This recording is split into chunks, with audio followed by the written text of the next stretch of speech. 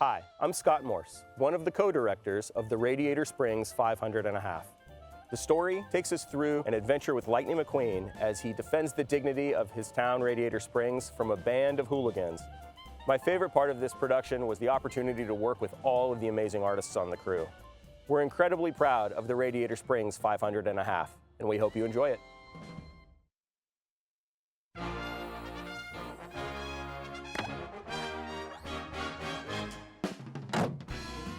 Hi, I'm Scott Morse, one of the directors of the Radiator Springs 500 and a half. And I'm Torbin Bullock, the editor. Is this the first Tales of Radiator Springs? This is the first and possibly only Tales of Radiator Springs. The whole idea was to celebrate the town, celebrate everybody in Radiator Springs, celebrate all the characters we know and love, and kind of spotlight them a little bit more. We see McQueen dressed as Stanley. It's like dressing up as Uncle Sam on the 4th of July. We knew because it was Stanley Days and we wanted to do this fun celebration of the town, it would be fun to see our characters dress up as if it was an event, like an old-timey get-together. So we had a real blast with the art department, Tony Christoph and his crew, coming up with these costumes that a car could wear. What the heck is that? It took us a while, as I remember, to really find our way in. The thing we finally latched onto was this idea of a showdown in the vein of a spaghetti western. And as soon as we got this sort of spaghetti western idea, it kind of fell into place. With this tale from Radiator Springs, we wanted to dive into an actual authentic race that maybe we haven't seen in the cars world. And with this one, we dove into an off-road race, the Baja 1000. It's like an all-night race, isn't it? Yeah, it's like a 38-hour race. And kind of treating the Baja racers like they were outlaws. It seemed like a really Western thing to do, to have your outlaws come in and insult the mayor of the town kind of thing. Much. He should have kept looking.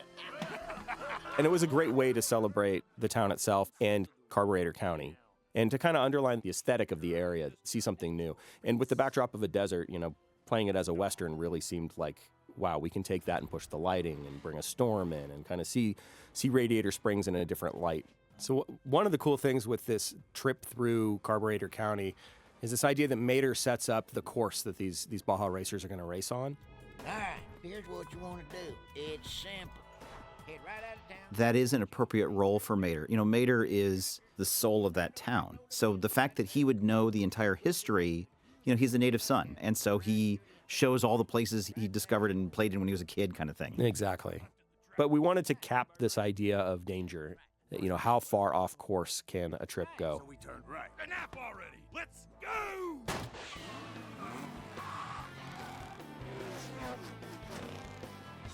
With the Mater end of it, we really were chasing the old Jungle Cruise tour guide aspect of it. I'll be your Stanley. Follow me.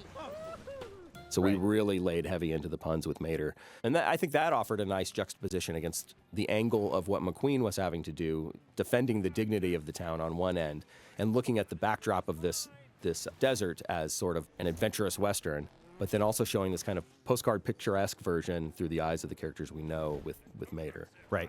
Right.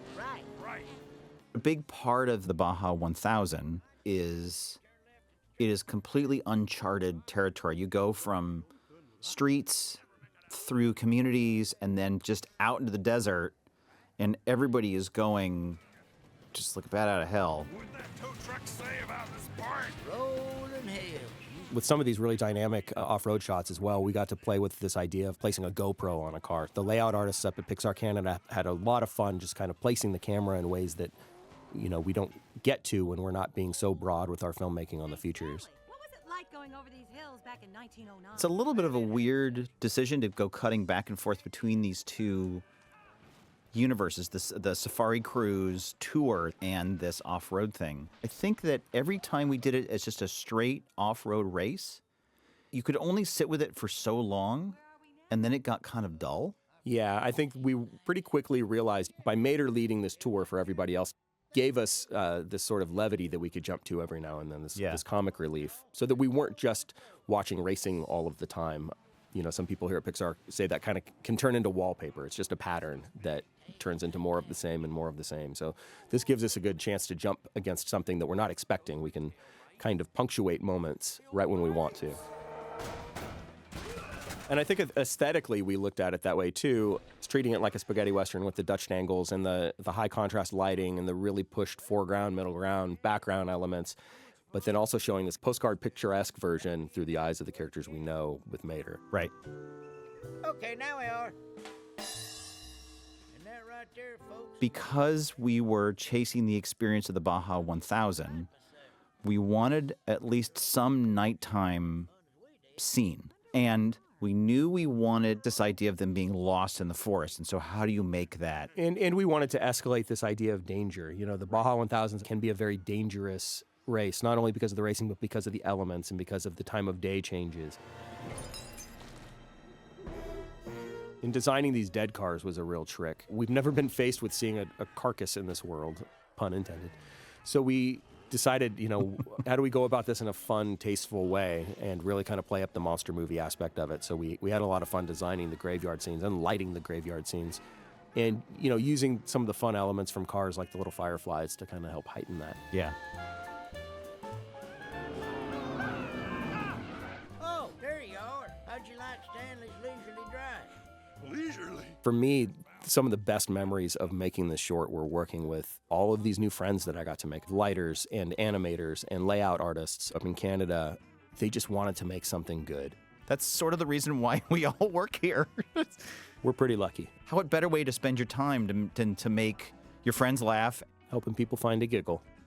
And hopefully you had as much fun watching it as we did making it.